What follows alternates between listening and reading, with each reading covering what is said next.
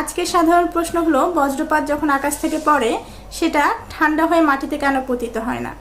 এটার উত্তর হলো, বজ্রপাত আগুনের গোলা কিংবা কোনো গরম বস্তু নয়, যা উপর থেকে নামতে নামতে শীতল বা ঠান্ডা হয়ে যাবে। এটি একটি শক্তিশালী বৈদ্যুতিক প্রবাহ।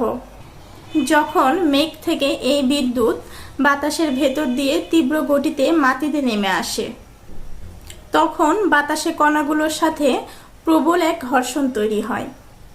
এই ঘর্ষণের ফলে বাতাসের পথটুকু মুহূর্তের মধ্যেই উত্তপ্ত হয়ে ওঠে এবং উত্তপ্তর পরবর্তী সময় আমরা যে আলোর ঝলকানিটা দেখি, এটাই বজ্রপাত হিসাবে পরিচিত। তাহলে এতদিন পর্যন্ত আমরা যারা জানতাম যে বজ্রপাত হচ্ছে আগুন, এটা একদম ভুল ধারণা, এটা একটি মিথ। বজ্রপাত হলো অত্যন্ত শক্তিশালী ইলেকট্রিক স্পার্ক।